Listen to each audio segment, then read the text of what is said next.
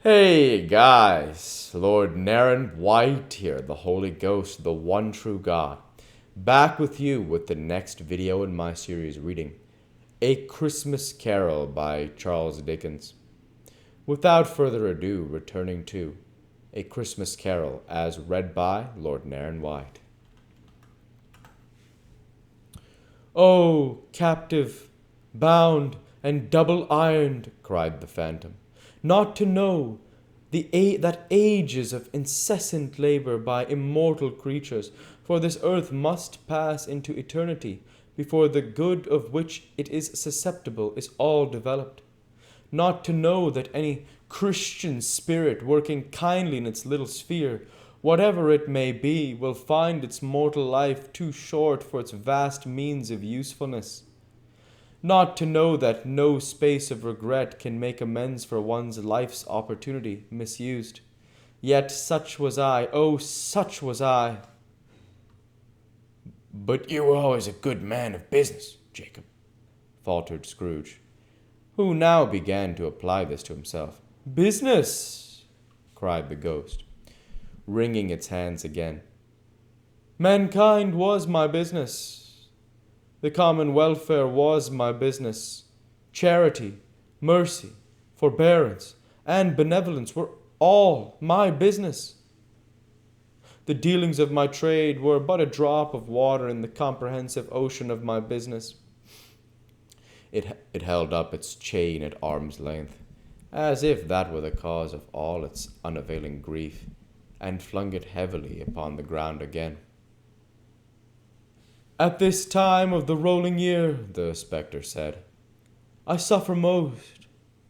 Why did I walk through crowds of fellow beings with my eyes turned down, and never raise them to that blessed star which led the wise men to a poor abode? Were there no poor homes to which its light would have conducted me? Scrooge was very much dismayed to hear the spectre going on at this rate, and began to quake exceedingly. Hear me, cried the ghost. My time is nearly gone. I will, said Scrooge. But don't be hard upon me. Don't be flowery, Jacob. Pray! How it is that I appear before you in a shape that you can see, I may not tell. I have sat invisible beside you many and many a day. It was not an agreeable idea. Scrooge shivered and wiped the perspiration from his brow. That is no light part of my penance, pursued the ghost. I am here tonight to warn you that you have yet a chance and hope of escaping my fate, and chance and hope of my procuring Ebenezer.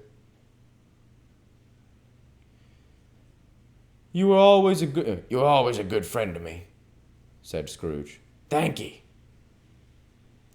You will be haunted, resumed the ghost, by 3 spirits. Scrooge's countenance fell almost low as the ghost said done. Is that the chance and hope you mentioned, Jacob? He demanded in a faltering voice. It is. I think I'd rather not, said Scrooge. Without their visits, said the ghost, you cannot hope to shun the path I tread. Expect the first tomorrow when the bell tolls 1. Couldn't I take 'em all at once and have it over, Jacob? Hinted Scrooge. Expect the second on the next night at the same hour. The third upon the next night when the last stroke of 12 has ceased to vibrate. Look to see me no more, and look that, for your own sake, you remember what has passed between us. When it had said these words, the spectre took its wrapper from the table and bound it round its head as before. Scrooge knew this by the smart sound its teeth made when the jaws were brought together by the bandage. He ventured to raise his eyes again, and found his supernatural visitor confronting him in an erect attitude, with its chain wound over and about its arm. The apparition walked backward from him, and at every step it took, the window raised itself a little, so that when the spectre reached it, it was wide open. It beckoned Scrooge to approach, which he did. When they were within 2 paces of each other, Marley's ghost held up its hand, warning him to come no nearer. Scrooge stopped. Not so much in obedience as in surprise and fear, for on the raising of the hand he became sensible of confused noises in the air, incoherent sounds of lamentation and regret, wailings inexpressibly sorrowful and self-accusatory. The spectre, after listening for a moment, joined in the mournful dirge and floated out upon the bleak, dark night.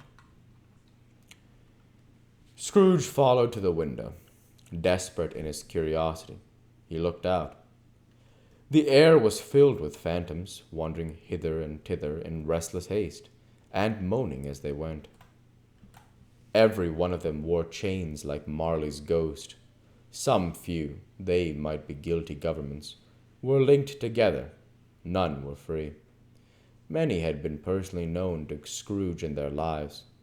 He had been quite familiar with one old ghost in a white waistcoat, with a monstrous iron safe attached to his ankle, who cried piteously at being unable to assist a wretched woman with an infant, whom it saw below upon a doorstep.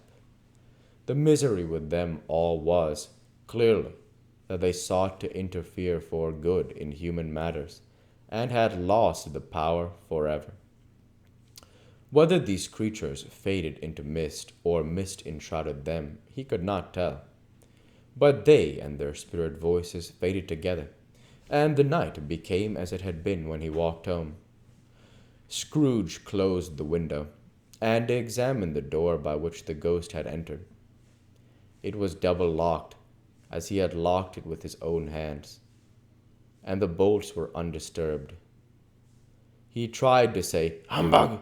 but stopped at the first syllable, and being from the emotion he had undergone, or the fatigues of the day, or his glimpse of the invisible world, or the dull conversation of the ghost, or the lateness of the hour, much in need of repose, went straight to bed, without undressing, and fell asleep upon the instant. Stave 2. The first of the three spirits. When Scrooge awoke, it was so dark that, looking out of bed, he could scarcely distinguish the transparent window from the opaque walls of his chamber. He was endeavoring to pierce the darkness with his ferret eyes, when the chimes of a neighboring church struck the 4 quarters.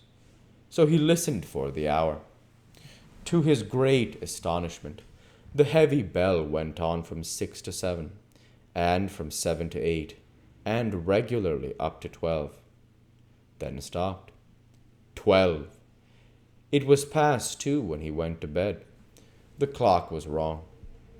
An icicle must have got into the works. 12. He touched the spring of his repeater to correct this most preposterous clock. Its rapid little pulse beat 12, and stopped. "Why, it isn't possible," said Scrooge, "that I can't have slept through a whole day and far into another night. It isn't possible that anything has happened to the sun, and this is 12 at noon." The idea being an alarming one, he scrambled out of bed and groped his way to the window. He was obliged to rub the frost off with the sleeve of his dressing gown before he could see anything, and could see very little then.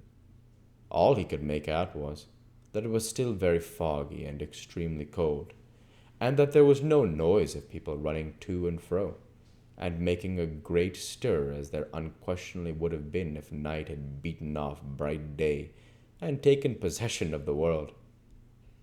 This was a great relief, because 3 days after because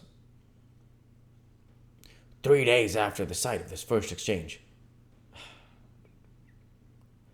This was a great relief because 3 days after sight of this first exchange of pay to Mr. Ebenezer Scrooge or his order, and so forth, would have become a mere United States security if there were no days to count by.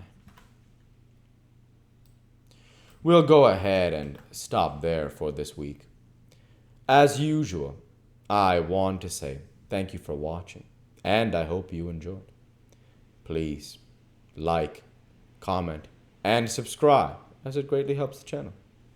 Light be with you all. Take care, and thanks again.